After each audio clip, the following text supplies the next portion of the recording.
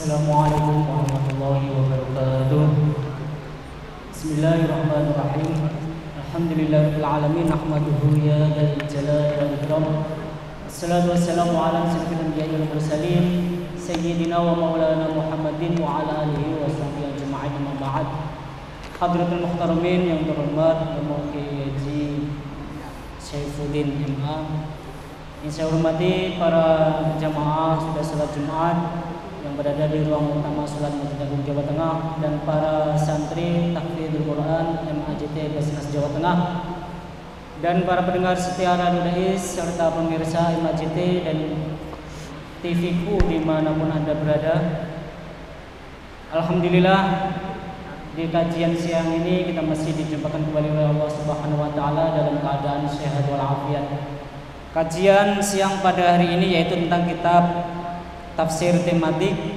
Insyaallah akan mengusung sebuah tema tentang kelahiran dalam Al-Quran. Untuk itu apabila nanti para jamaah dan para santri yang ingin bertanya bisa ditanyakan langsung saja kepada guru kita, narasumber kita, beliau Bapak Dr. Kiai Haji Syaifuddin. Dan bagi para pendengar serta pemirsa yang ingin bertanya bisa melalui chatting WhatsApp-nya Radio Dais di 0821 336 70.000. Untuk mengawali kajian siang ini, mari terlebih dahulu kita buka dengan bacaan umur kitab Ala niyatina wa ala niyatikum bi barakati suratul Fatihah. A'udzubillahi minasyaitonir rajim. Bismillahirrahmanirrahim. Alhamdulillahirabbil alamin arrahmanir rahim maliki yaumiddin. Iyyaka na'budu wa iyyaka nasta'in ihdinas siratal mustaqim siratal ladzina an'amta 'alaihim ghairil maghdubi 'alaihim waladdallin. Mari kita sama-sama menyimak kajian siang ini bersama dengan beliau Bapak Dr. Kiai Haji Syaifuddin MA. Waktu kami persilakan.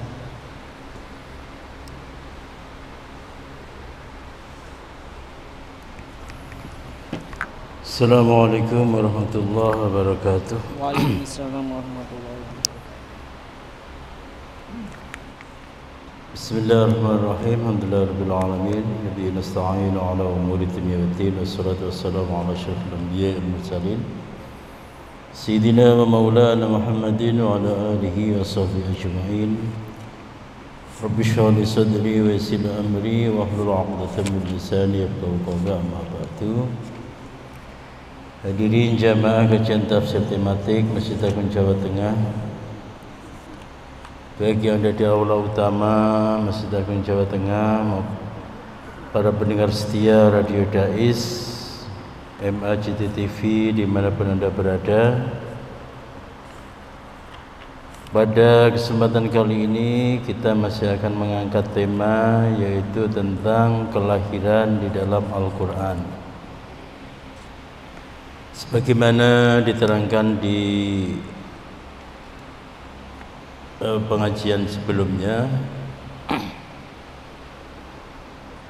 bahwa ketika Al-Quran berbicara tentang kelahiran, yaitu kelahiran anak manusia, itu tidak hanya sekedar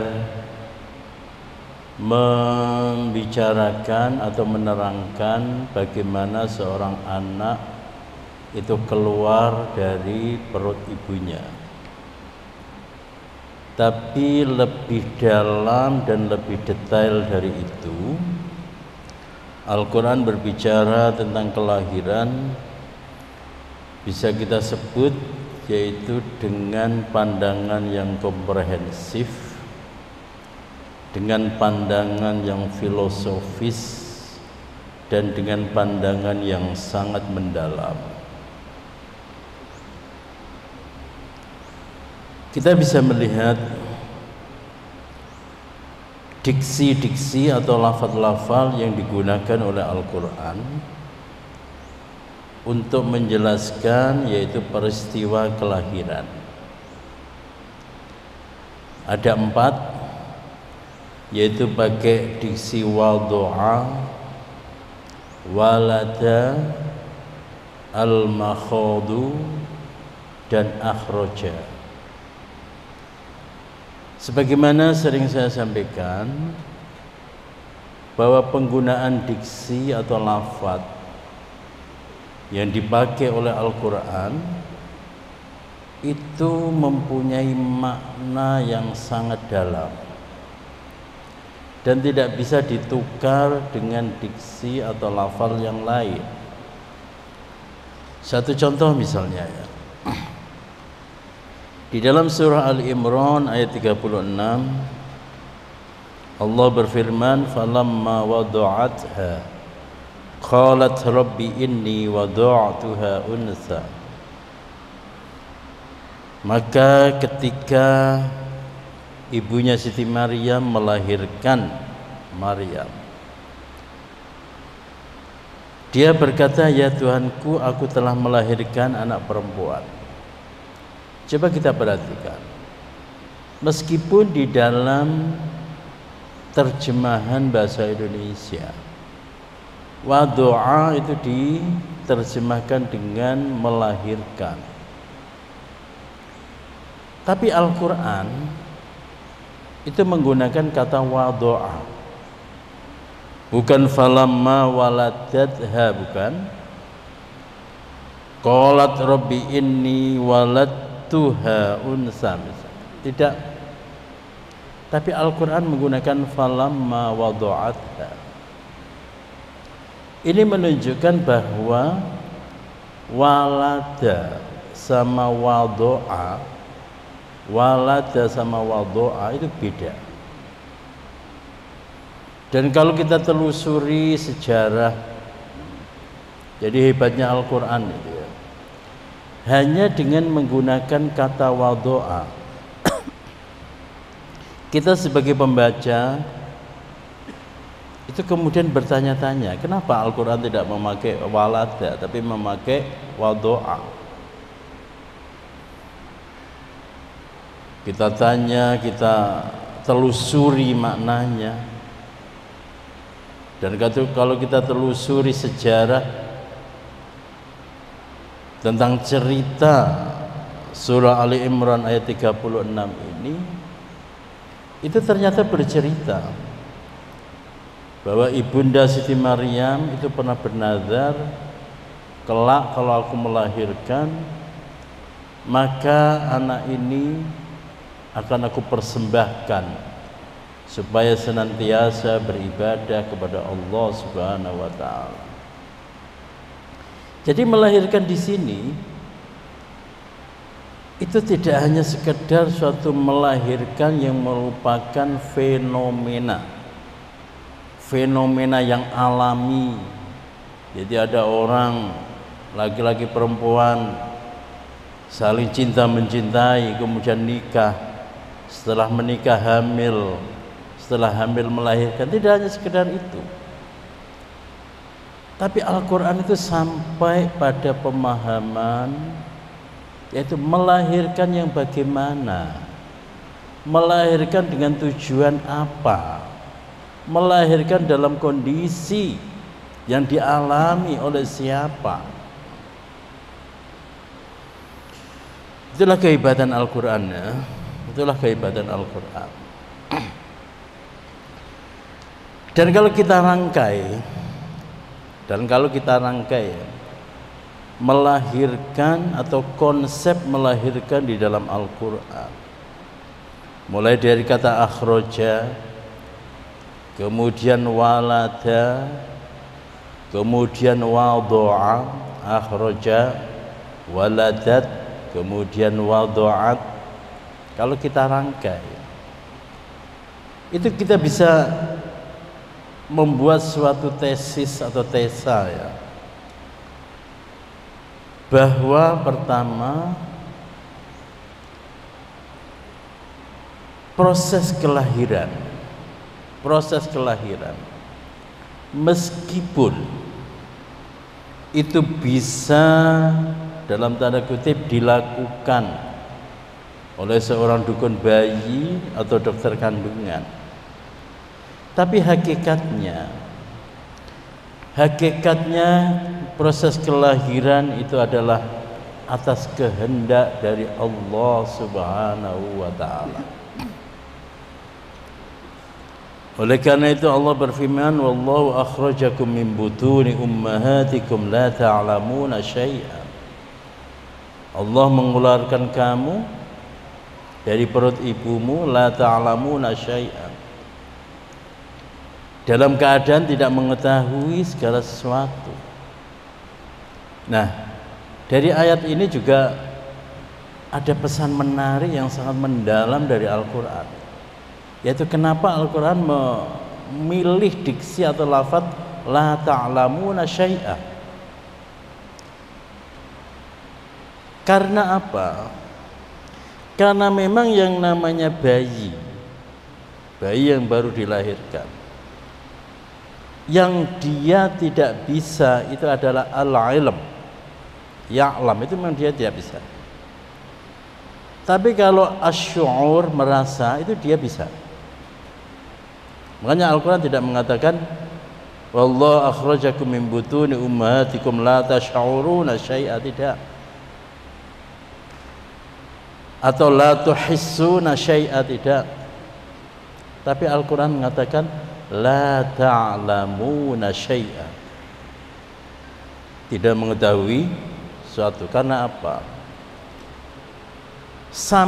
Kita atau manusia itu sampai pada tingkatan al-ilm itu harus melalui belajar, harus melalui mendengar kemudian dikirim ke otak, dari otak kemudian dicerna sehingga menjadi ilmu, dari melihat dikirim ke otak, dari otak kemudian dicerna kemudian menjadi ilmu.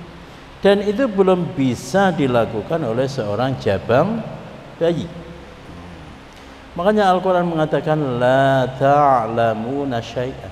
Akan tetapi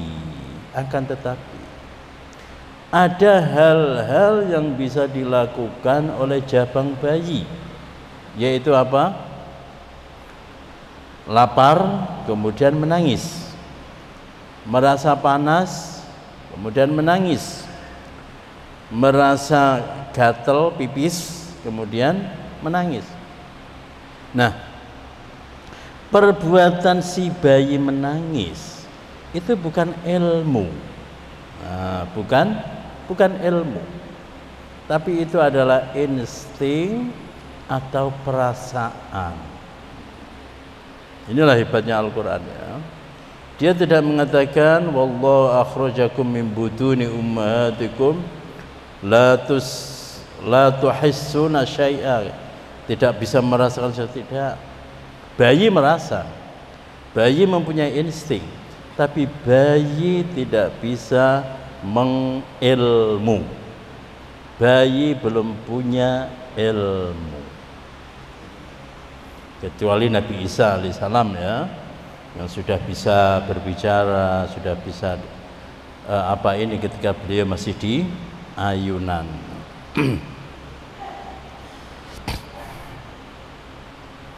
Nah, kemudian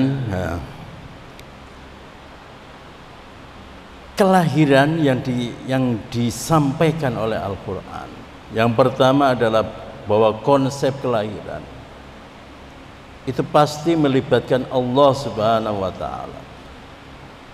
Seringkali sing jenenge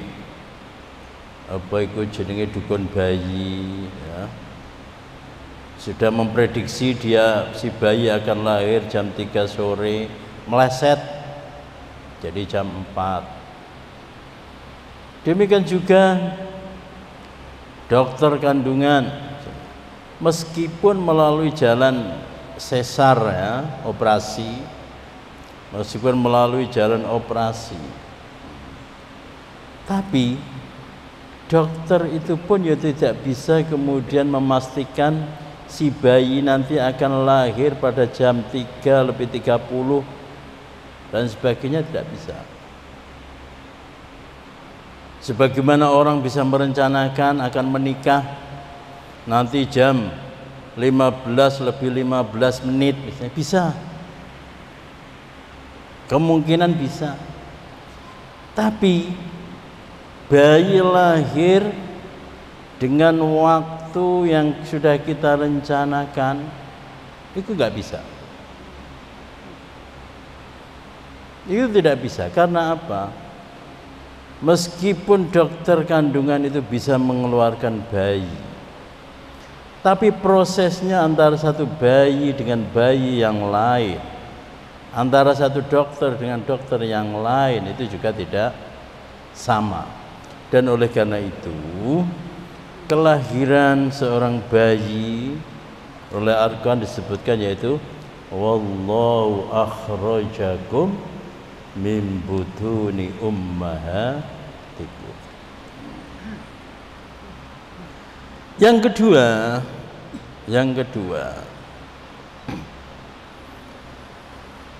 bayi yang dilahirkan, kalau kita mencontoh kepada ibunda dari Siti Maryam ya, bayi yang dilahirkan itu harus didedikasikan, harus disiapkan. Jadi tidak hanya sekedar ini seperti lahirnya sapi pun oleh pemiliknya itu juga ditarget ya, ditarget. Iki anak sapi ini akan dijadikan apa, akan diberikan siapa, apakah dijual atau diingoni, itu ditarget. Nah, demikian juga dengan anak manusia. Demikian juga dengan anak manusia. Itu lahir, itu tidak hanya sekedar suatu fenomena yang alamiah, fenomena yang natur, tidak. Tapi harus ditarget. Harus ditarget tujuannya apa anak ini dilahirkan. Dan itu sudah dicontohkan oleh Al-Quran, sudah dicontoh oleh Al-Quran. Nabiullah Musa alaihissalam, meskipun menurut sejarah beliau lahir dari orang biasa, lahir dari orang biasa karena beliau adalah Bani Israel, sementara yang berkuasa di Mesir pada saat itu adalah Bani Kipti, orang-orang Kipti ya, boro-boro menjadi pejabat, menjadi rakyat yang dengan hidup yang mapan, itu juga sulitnya minta ampun. Akan tetapi oleh Al-Quran, kelahiran Nabi Musa alaihissalam itu sudah ditarget akan menjadi apa, sudah ditarget akan menjadi apa. Nabi Sulaiman alaihissalam dalam satu riwayat ya, tapi riwayatnya riwayat Israiliyat ya, bahwa beliau dalam satu malam itu menggilir 900 istrinya. Allah alam ya, menggilir 900 istrinya. Tapi Nabi itu ya kuat ya, nggak seperti kamu. Beliau di dalam hati mengatakan, malam ini aku akan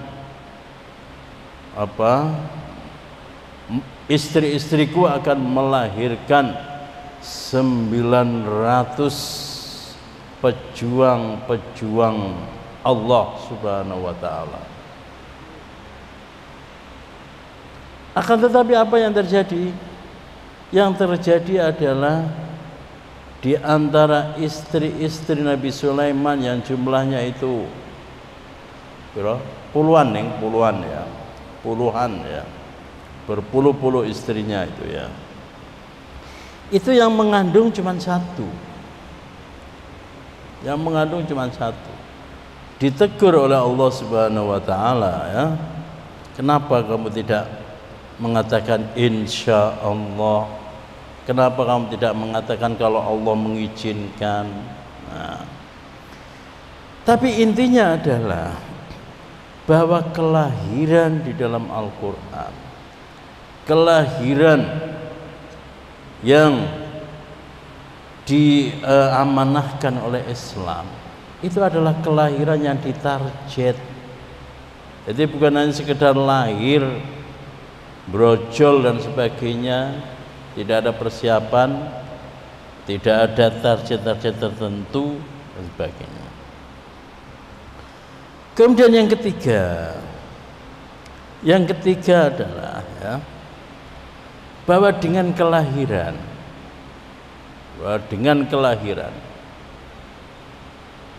itu terjadi suatu ikatan keluarga, ikatan antara anak dan orang tua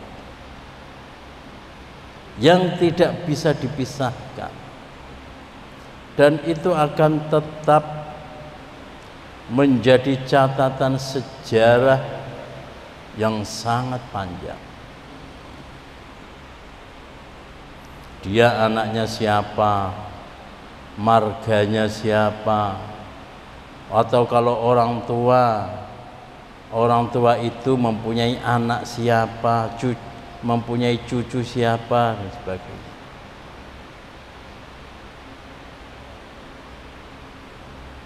Pada pengajian beberapa waktu yang lalu, Nabiullah Ibrahim alaihissalam ya,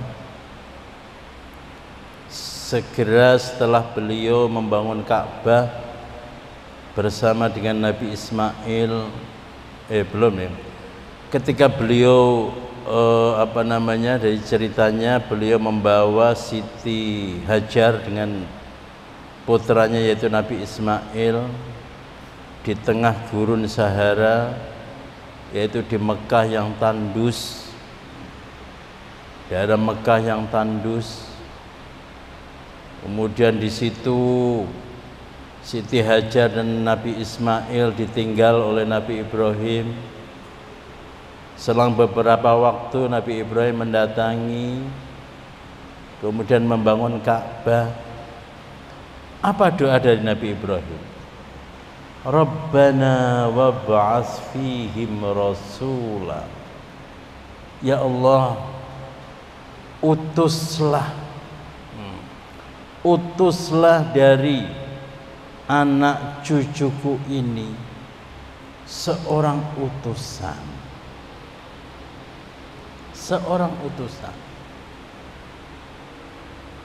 Padahal kalau kita lihat sejarah, keturunan dari Nabi Ismail itu yang kelak kemudian menjadi nabi, itu adalah Nabi Muhammad sallallahu alaihi wasallam. Jadi kira-kira dari Nabi Muhammad kepada Nabi Ismail itu kira-kira sampai 4.000 tahun atau 3.000 tahun. Artinya apa?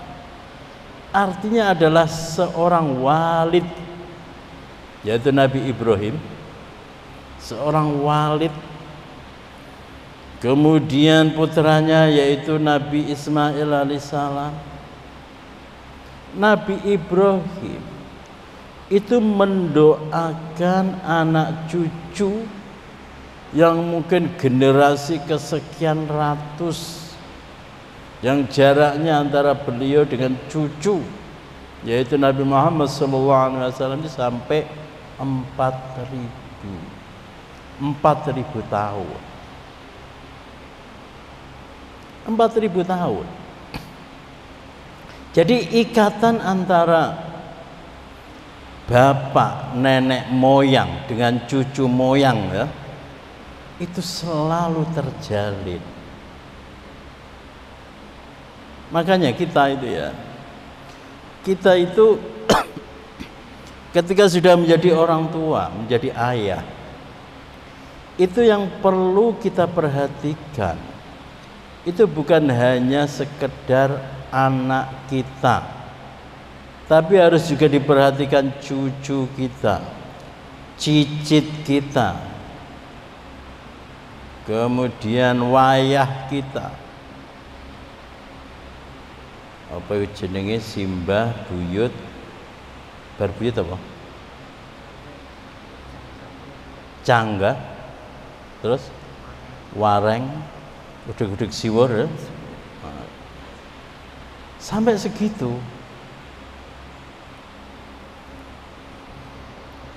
Nah, di dalam surat Al-Balad, la uqsimu bihadzal balad, wa walidi wa ma wa anta hillum bihadzal balad wa walidi wa ma walad.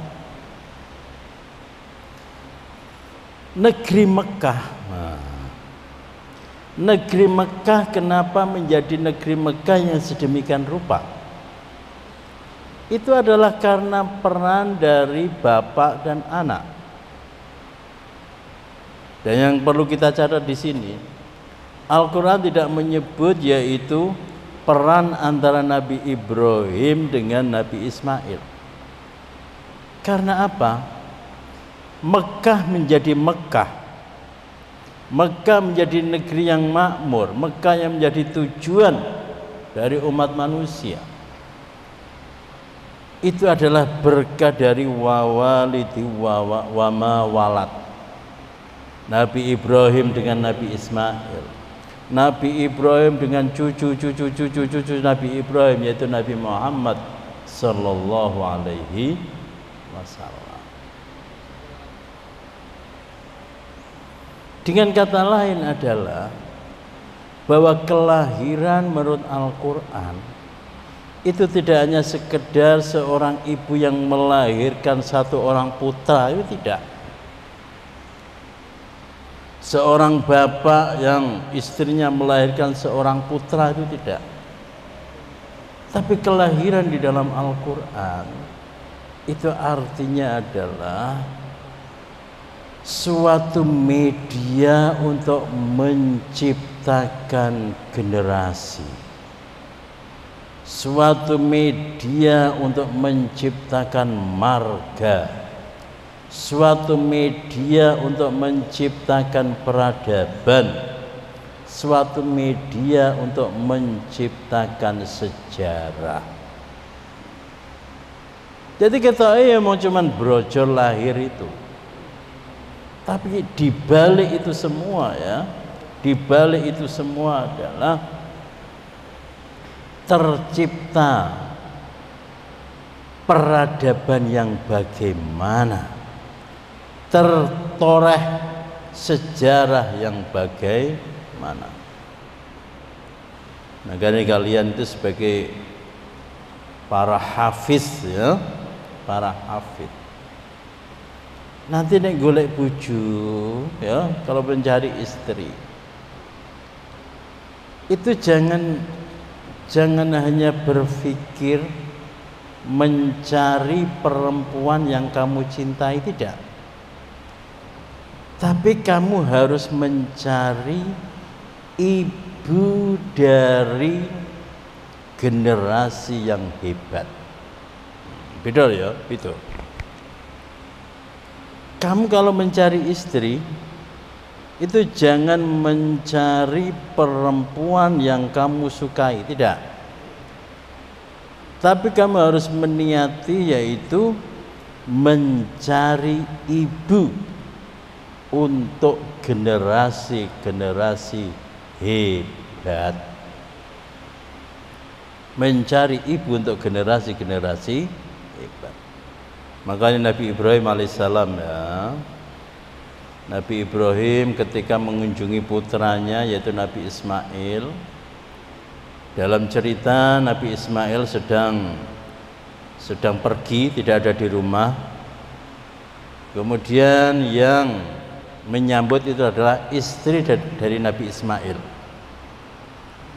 Istri dari Nabi Ismail. Rupanya apa? Rupanya sambutan atau karakter dari istri Nabi Ismail itu membuat Nabi Ibrahim itu tidak berkenan. Akhirnya Nabi Ibrahim berpesan kepada istrinya Nabi Ismail, "Nduk, engkau nek Ismail teko, nanti kalau Ismail sudah datang, titip pesan supaya pintu rumahnya diganti, gawang pintunya diganti." Si istri Nabi Ismail tidak paham.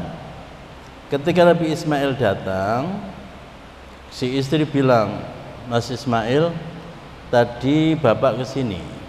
"Oh ya, beliau pesan apa?" Beliau pesan supaya pintu rumah diganti. Nabi Ismail paham, oh ya Allah dek, iku peseni bapak iku supaya aku ninggal ke awakmu. Akhirnya apa? Nabi Ismail kemudian menceraikan istrinya, ganti dengan istri yang diridhoi oleh Nabi Ibrahim. Yang ngono iku. Sebab sing jenenge laki-laki mencari istri itu bukan laki-laki menikahi orang yang dicintai, bukan. Tapi laki-laki mencari istri itu adalah laki-laki menikahi ibu dari calon para pejuang. Jadi kuwi didelok. Kalian nikah didelok. Kira-kira iku bojoku iku. Itu bisa melahirkan hafid meneh utawa ora. Dadi ngono iku. Jadi bukan sekedar senang kemudian dinikah, tidak. Karena apa? La uqsimu bihadzal balad wa anta hillum bihadzal balad wa walidi wa ma walad. Negeri Mekah menjadi negeri Mekah yang sedemikian rupa. Di samping karena Gusti Kanjeng Nabi Muhammad sallallahu alaihi wasallam, tapi di situ ada proses, yaitu kerjasama antara ayah dengan anak, kerjasama antara generasi tua dengan generasi muda, harmonisasi antara generasi pendahulu dengan generasi pendatang. Baik, demikianlah para pendengar setia Radio Dais, para pemirsa. Jadi Al-Quran berbicara tentang kelahiran, itu tidak hanya sekedar berbicara tentang proses alamiah orang yang dari hamil kemudian melahirkan, tidak. Tapi Al-Quran berbicara tentang kelahiran itu dalam arti adalah si anak itu akan menjadi apa, si bapak dan ibu itu akan melahirkan generasi yang bagaimana, si bapak dan ibu itu akan menorehkan sejarah yang bagaimana. Baik, demikianlah pengajian kita, semoga bermanfaat. Kita akhirnya doa kafaratul majlis. Subhanakallahumma wa bihamdika asyhadu an la ilaha illa anta astaghfiruka wa atubu ilaik. Assalamualaikum warahmatullahi wabarakatuh.